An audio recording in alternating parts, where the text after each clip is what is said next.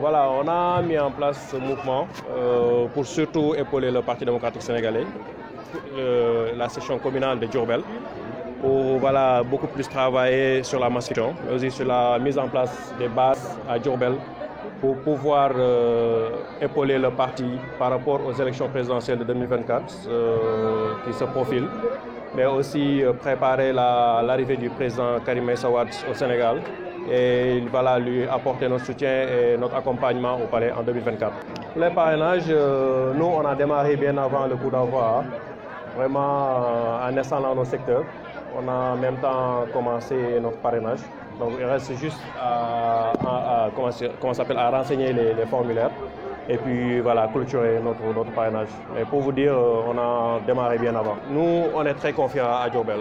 Le Parti démocratique sénégalais, la section communale et la section départementale de la région de Diourbel, nous restons vraiment très confiants parce que voilà, le parti est très structuré ici au niveau de la région. Donc nous avons beaucoup plus travaillé sur la structuration de tout ce qui est secteur, de tout ce qui est aussi mouvement de soutien, afin voilà, de massifier encore davantage le parti. Je pense qu'il n'y a pas longtemps, on a fait le renouvellement du bureau de la Fédération de Diourbel avec le président Khadim Gueye. Voilà, on a revu en place tout ce qui était poste et secteur. Donc tout a été structuré. Donc on peut dire que tous les pièces du puzzle ont été rassemblées. Donc il reste juste à continuer le travail de massification qu'on fait sur le terrain, en plus des parrainages, et attendre l'arrivée du président Karim Wade. Pour vous dire vrai, la communication passe. Nous attendons le président au courant de ce mois, en octobre, pour voilà, avec le parti, aller en congrès et l'investir. Donc nous l'attendons.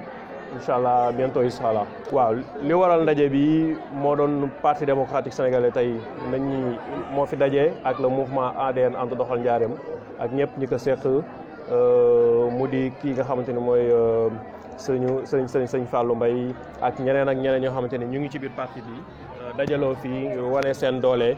wane aussi doole bi nga xamante ni moom la ñu fas yéene demee élection présidentielle ak sunu candidat Karim Meïssa Wade pour am ci ndam lu yaatu. waaw ci parrainage yi ñun li may wax mooy démarré nañ bien avant ndax bi ñuy defar sunu mouvement bi ñuy monter suñuy secteur liggéey nañ ci rassembler sunu membres yëpp structurer lépp récupérer tout ce qui est papier maanaam seen i photocopie carte d'identité carte électeur yëpp.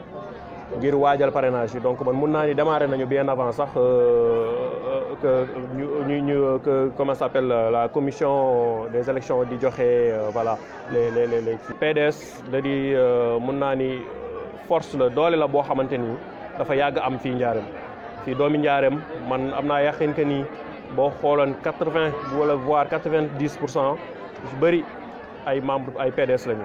donc moo tax ñun li ñuy def rek mooy nekkaat sur le terrain waxaat leen que ni que parti bi mu ngi leen di xaar pour élection yi di jëm pour ñu mën ci am ndam lu yaatu.